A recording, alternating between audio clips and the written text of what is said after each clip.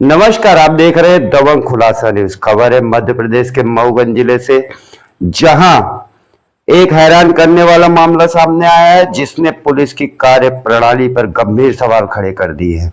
यहां एक ऐसी एफआईआर दर्ज की जाती है जो न सिर्फ घटनाक्रम से मेल नहीं खाती, बल्कि मेडिकल रिपोर्ट तक घटना से घंटों पहले तैयार कराई गई।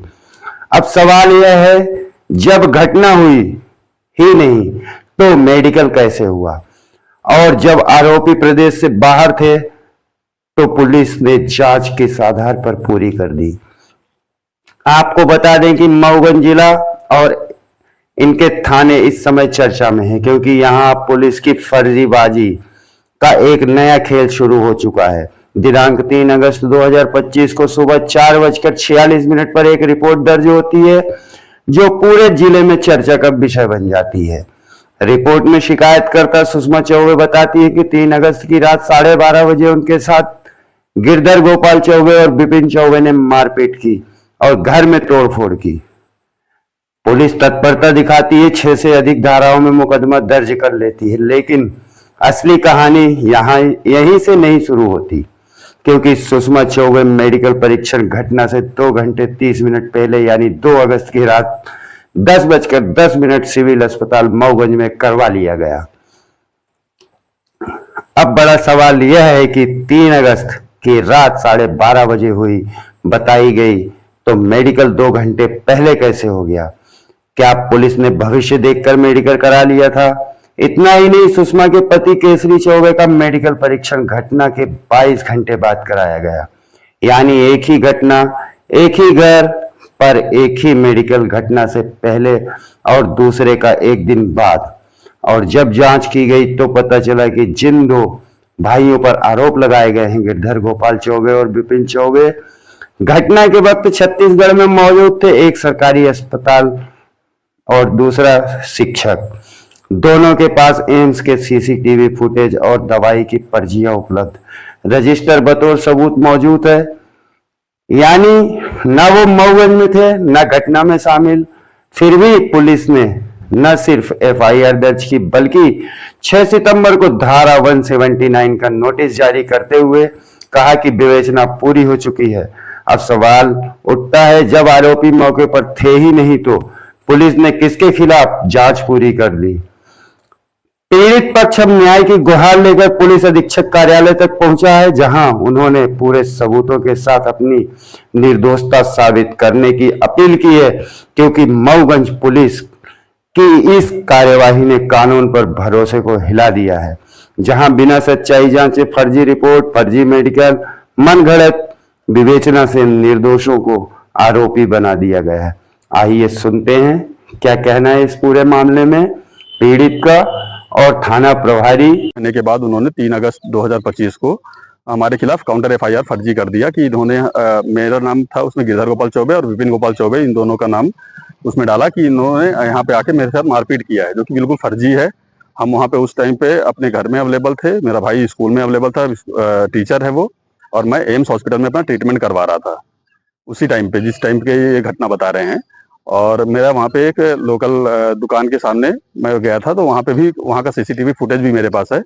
और फिर इन्होंने नोटिस भेजा मुझे कि आपके खिलाफ इस धारा के ये धारा लगी है। 6 सितंबर को नोटिस मिला, उसके बेस पे मैं एम्स हॉस्पिटल से, रायपुर के एम्स हॉस्पिटल से सीसीटीवी का फुटेज भी निकलवा लिया था, जो कि बिल्कुल साबित करता है कि ये लोग फर्जी एफआईआर कर रहे हैं अपना पुराना एफआईआर को कैंसिल करवाने के लिए।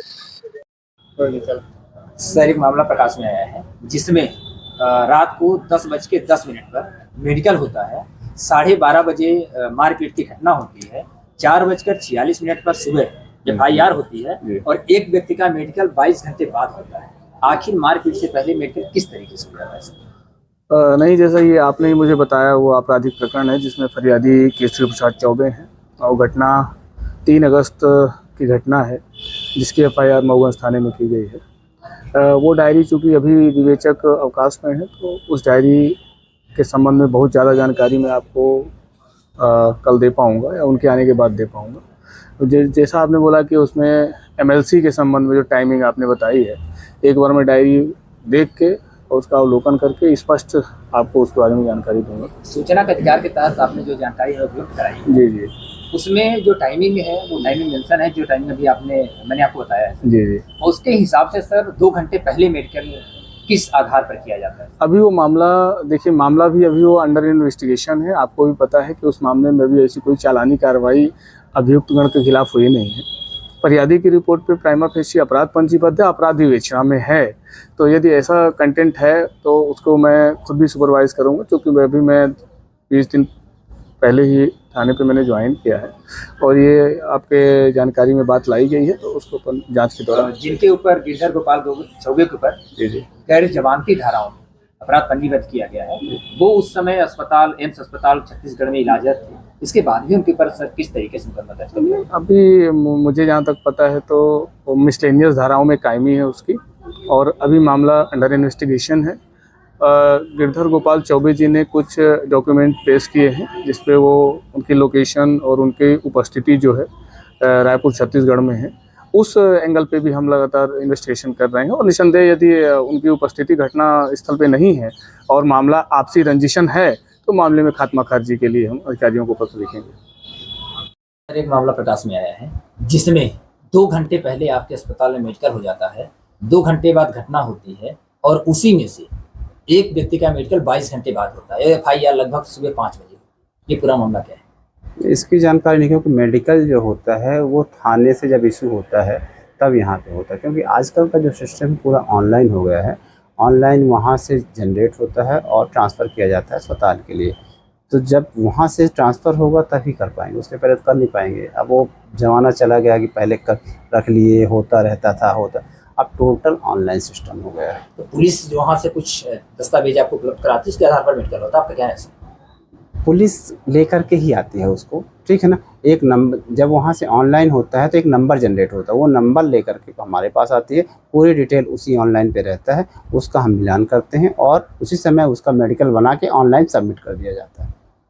ये मेडिकल किसके द्वारा किया गया था? अभी वो किस दिन का है, किस तारीख का है, वो तो उसके हिसाब से बताना पड़ेगा ना, क्योंकि डेली 3 शिफ्ट में डॉक्टर्स रहते हैं।